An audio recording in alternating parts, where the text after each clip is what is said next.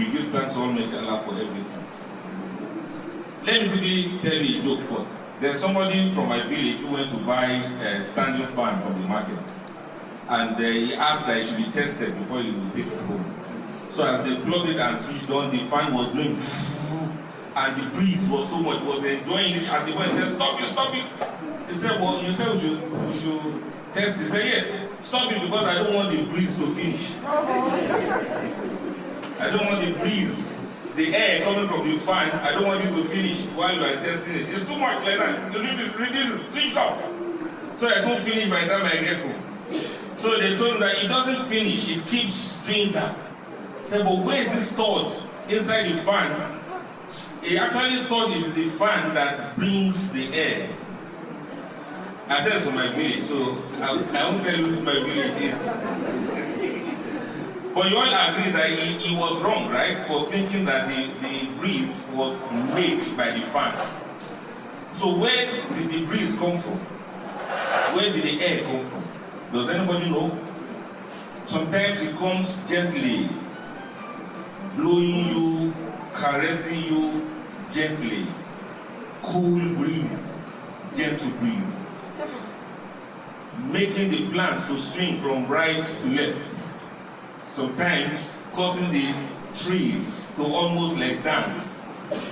Sometimes making the leaves to wave to the sky.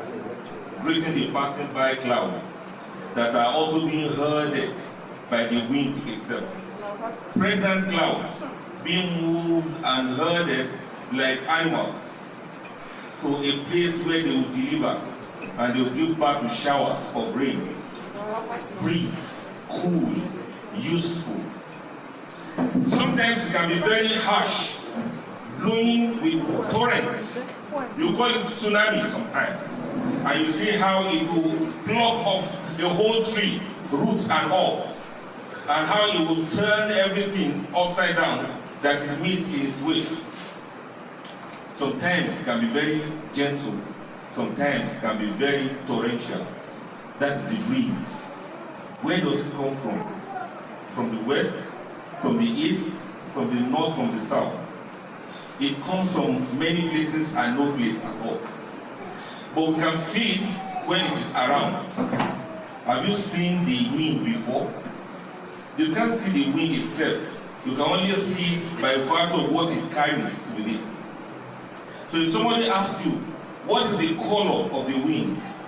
The wind doesn't have any color.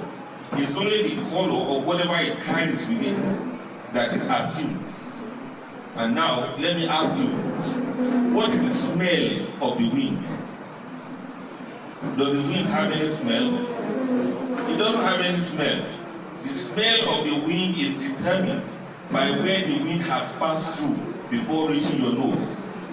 If the wind has passed through the latrine, there's a way it's going to smell.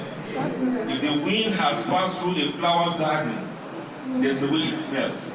If the wind has passed through your kitchen, when you are cooking, whatever you are cooking, there's a way it smells.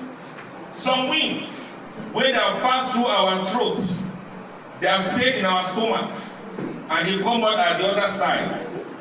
The way they smell is determined by the beans you ate, determined by the eggs that you ate, determined by the mai that you ate, determined by even if you eat sawdust, it has its own smell. So if anybody asks, why are you people laughing? If anybody asks you what is the smell of the wind, the smell of the wind is determined by where the wind has passed through. The winds are like our children. How does a child become? What is the nature of a child? What is the destiny of a child? The prophet said every child has been born on a fitra. Every child is born with a clean slate. It is the parents sometimes and the environment and the school that turn the child to whatever the child eventually becomes, in addition with the genetic stains that the child has gathered from the parents. In other words, a child will be successful. A child will smell like roses.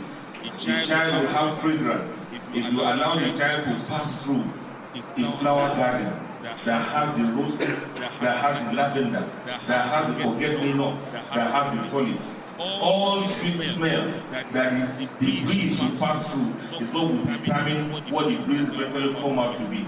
Everybody loves the smell of perfumes because the perfumes are brought into our noses by the breeze that carries it onto our senses.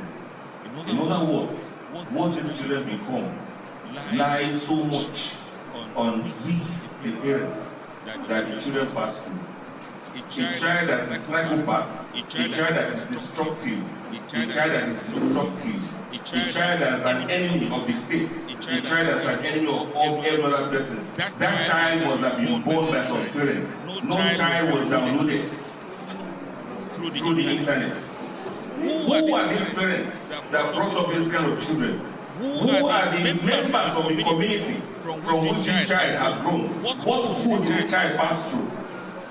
Most of the time, the way we even think now are reshaped by the schools we pass through, by the parents that brought us up, by the people we have met, by the people we have seen, by the places we have been to, by the areas we have touched, by the things that have happened to us, by the circumstances that surround our being. We are so helpless as human beings. We have what we call al-qalb, that's your heart. And the Prophet described your heart as a feather that is in the wind, tossed left and right as the wind desires. So our hearts are very flimsy and weak. And that is why parents must understand that you are the breeze. You are the lavender that the breeze is supposed to pass through.